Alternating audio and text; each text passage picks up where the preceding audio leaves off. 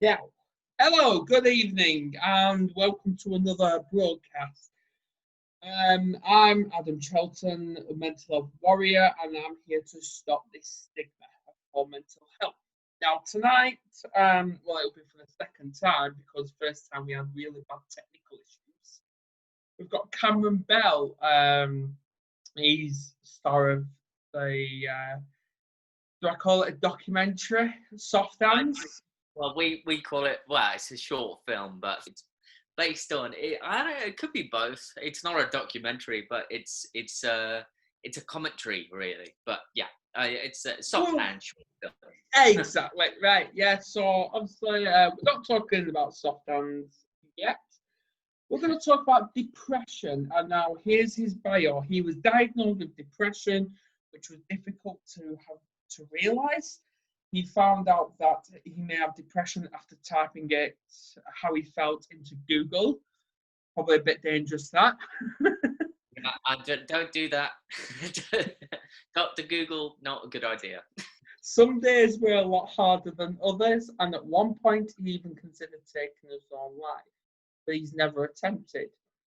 He thinks the way in which he took the power back was to research as much as possible what was going on inside his head, and he made his own coping mechanisms, treating the depression as a separate entity rather than considering it part of who he was. Welcome.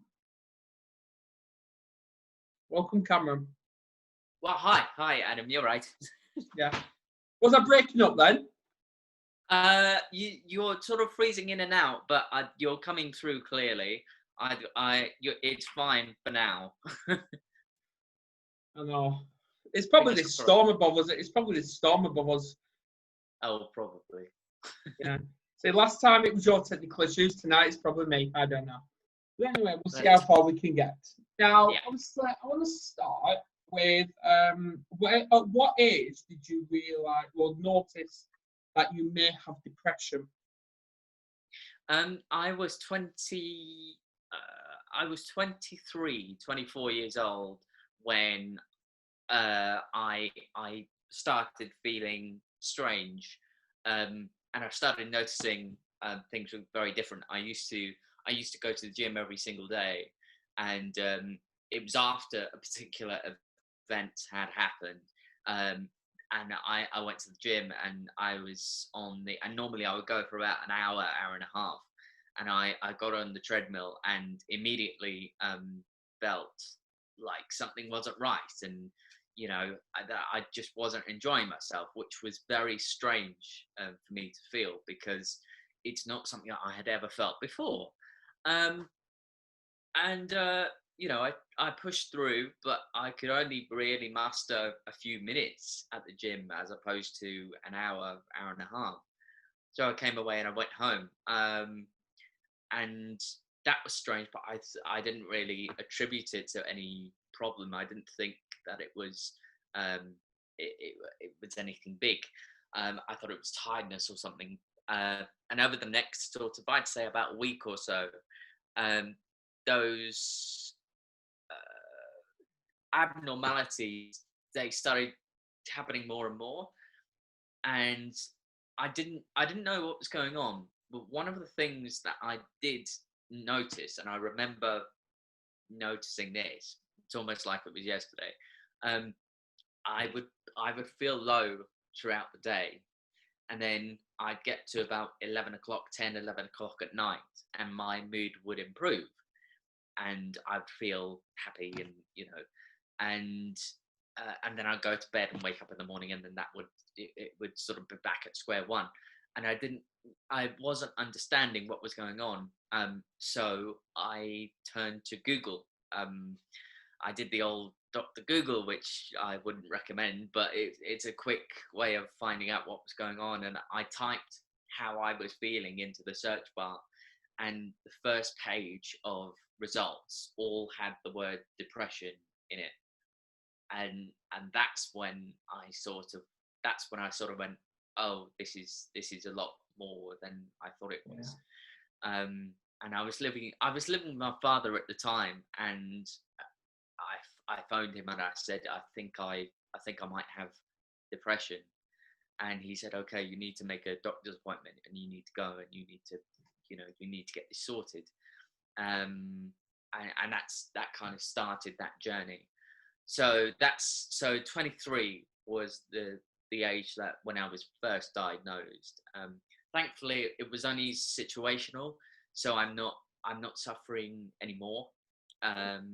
You have stresses and strains and Yeah. daily life and all that, but it's after that time, it's been absolutely fine. But yeah, that was when I was first diagnosed. That's when I first came across depression. Yeah, so obviously, I am going to have to congratulate you on that, to actually overcoming such a really tough, do I say symptom of depression or tough task? Because we've all got our challenges, and some days we're going to have good days, some days we're going to have bad. Yeah. And like I always say, mental health, it can either be somebody's best friend or it can be somebody's worst enemy. Yeah. And obviously, with this leads me on to your coping mechanisms. Now, I don't know if you're gonna, because I know we've all got our different ways on coping. Like mine's this, what I do. Would you like to tell what yours were? Like just a couple.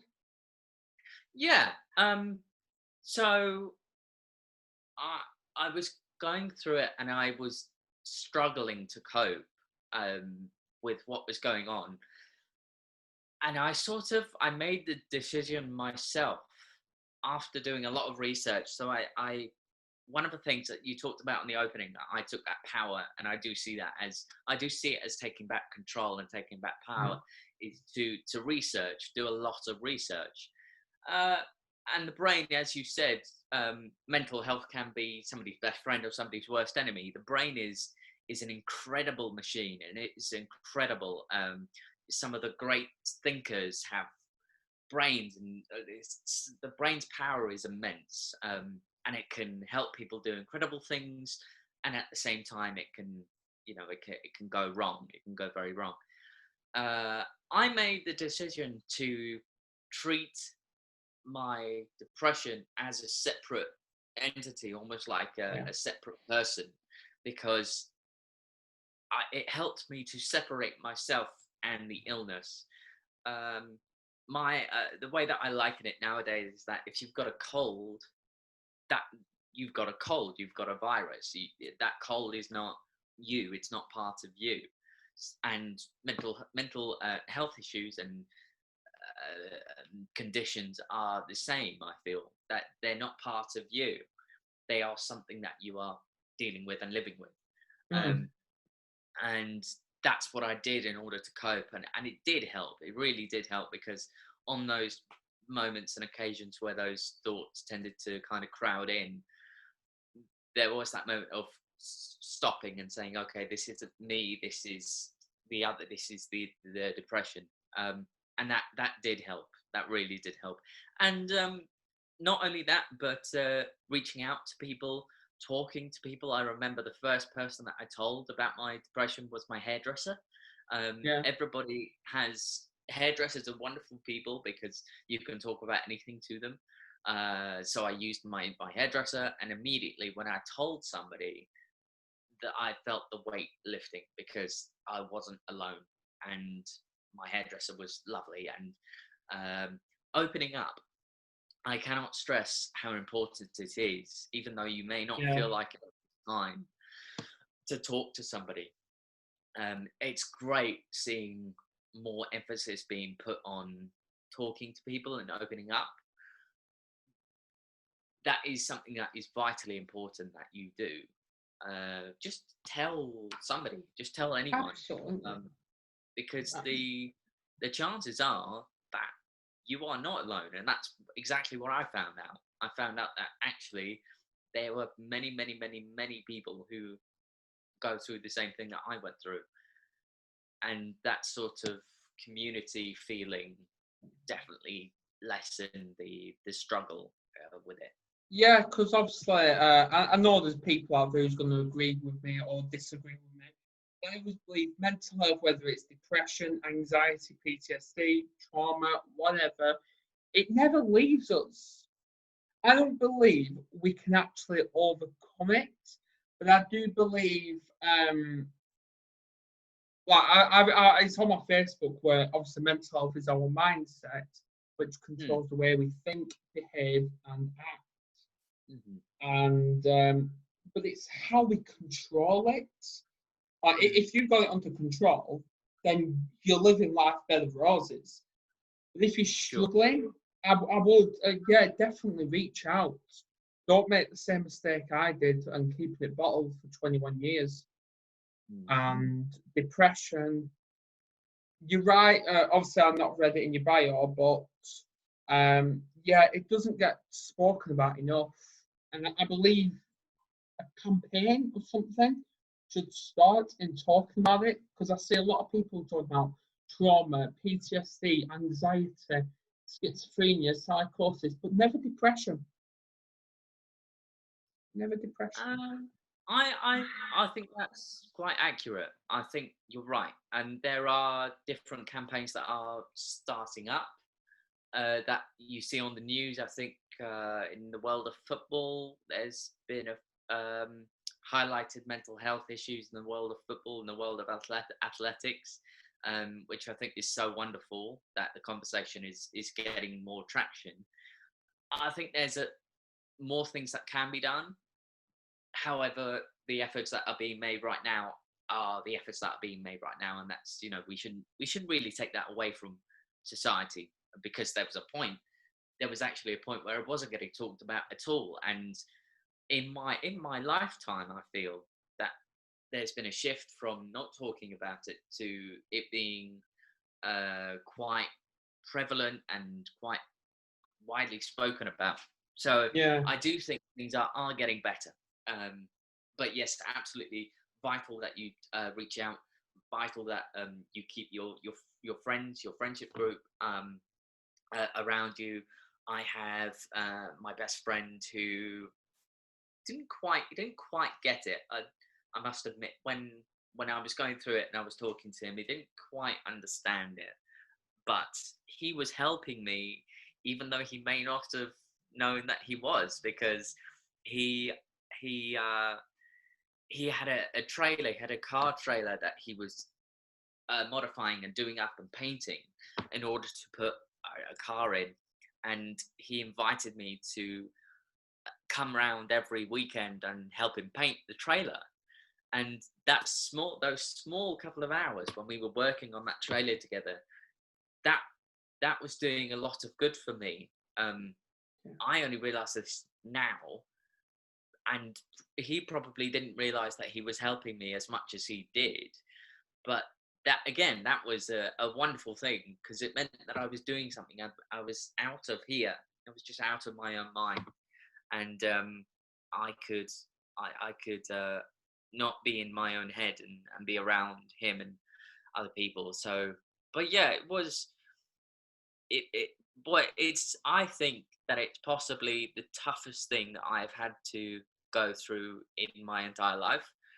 But coming out the other side, and what it's done to my knowledge, what it's done for my not to say that I wasn't like this to begin with, but what it's done in my consideration for people, and I notice things a lot more, and I understand because I've been through it. So if I see anyone who I think, oh, that's not quite right, I can be there, I can help, I can say, look, I've been through this, it's tough, but you can get through it like me. So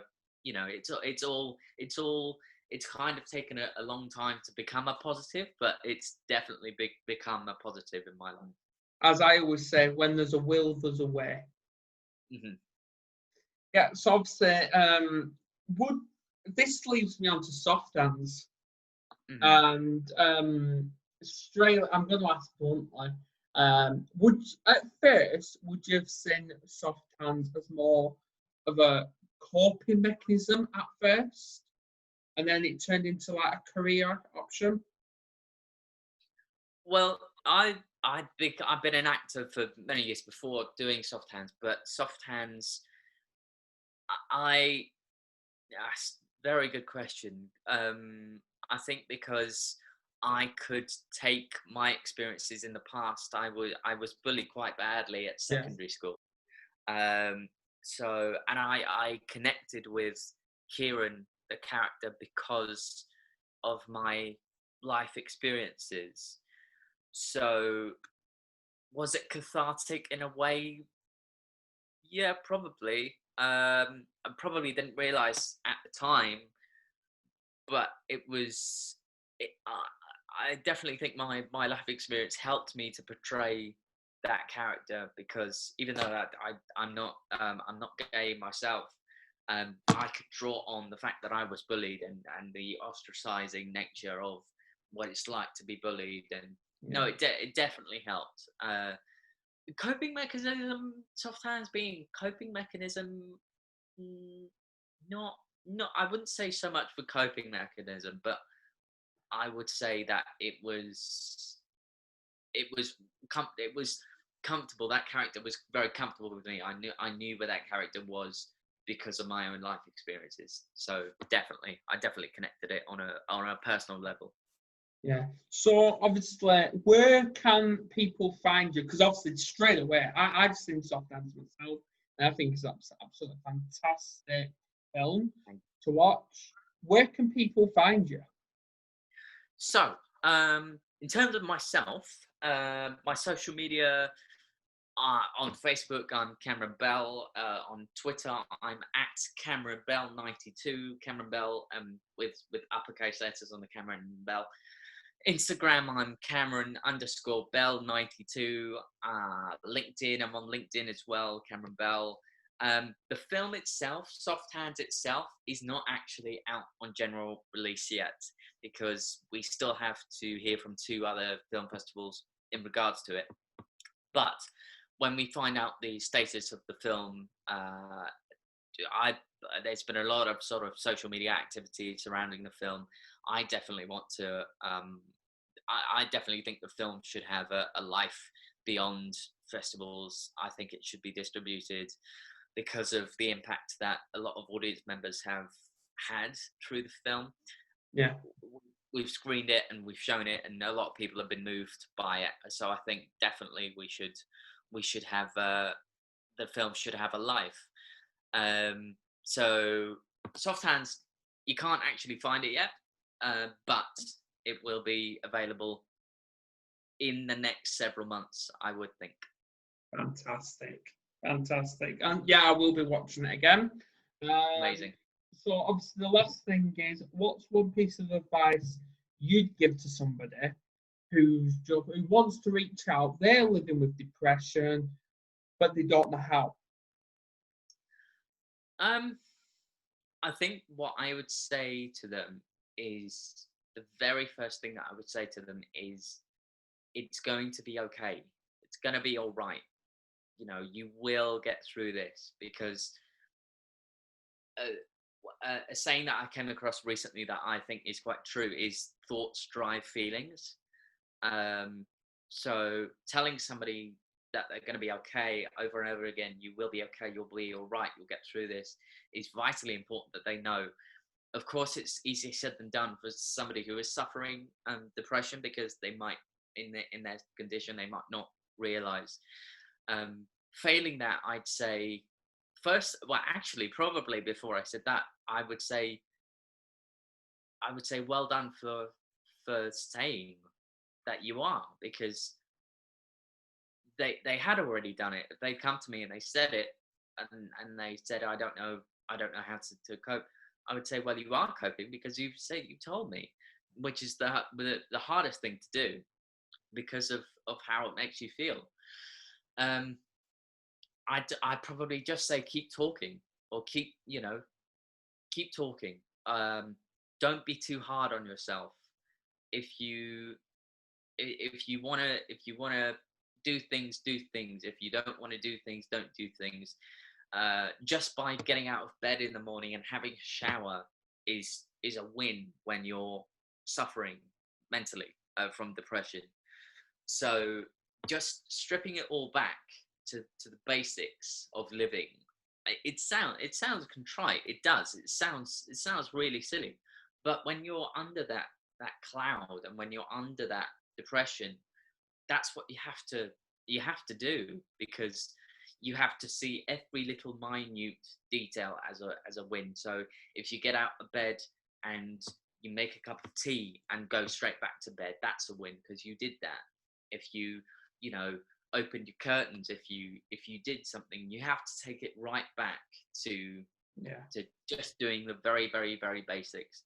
And then, you know, you'll find that you can do things, and that cloud will start to lift. Don't be afraid to go to the doctor. Don't be afraid to be on antidepressants. Some people do have kind of stigmas about antidepressants or medication. That's what it's there for. Some people will prefer to not be on medication, and that's obviously their choice. But my personal recommendation is to go on medication. It's not scary. You monitor it yourself. It doesn't make you loopy, or, well, in my experience, it doesn't make you drowsy or anything like that. It's just to help you cope. So yes, there are things that you can do, but the main thing I'd say out of all of those things is keep talking. You know what, Cameron? It's been an absolute privilege having you on. It's been lovely. I know technical issues have tried getting in the way on my side, looking like it, but we got there. Yes, I don't think we've had any technical issues. I think you've come through all right, and so have I. But no, because I can see on my camera that everything I'm doing, it's practically delayed a little bit. But other than that, yeah, we've come. But yeah, so on that note, I'll end this. Thanks for coming on. Don't be a stranger. I'll be bringing you on again. And yeah, absolutely. Thanks very much, Adam. It's been great again. Anytime.